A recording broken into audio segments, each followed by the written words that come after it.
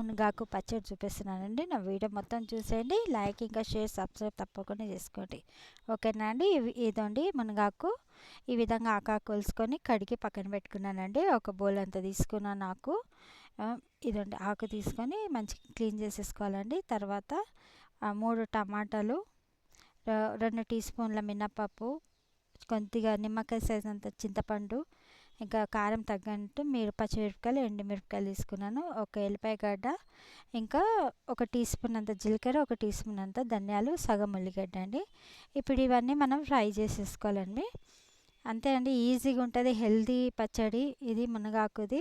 First ఒక 2 tea స్పూన్ల oil వేసేసుకొని దాంట్లో జీలకర్ర, ధనియాలు, ఇంకా మినపప్పు వేసేసుకోవాలి. పచ్చిమిరపకాయలు ఇవన్నీ వేసేసుకొని చింతపండు కూడా వేసేసుకొని ఫ్రై చేసేయాలండి. ఇదండి. తర్వాత మునగాకు కూడా వేసేసి మంచిగా ఫ్రై కావాలా. మునగాకు కూడా కొంచెం ఒగరుతనం పోతుంది అనమాట ఈ విధంగా ఫ్రై చేస్తే.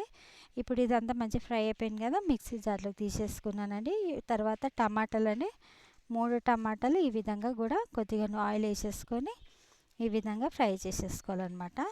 కొన్ని తప్పులు అయితే నన్ను క్షమించండి. ఓకేనా అండి.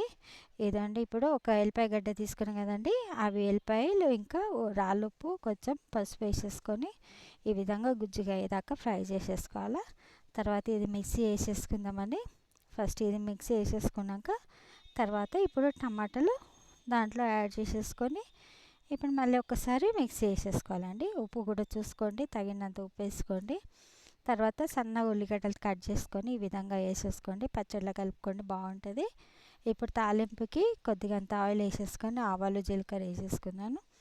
తర్వాత ఎల్లిపాయలు ఒక 4-5 ఎల్లిపాయలు, కొద్దిగా కరివేపాకు వేసుకొని తాలింపు పెట్టుకున్నానండి.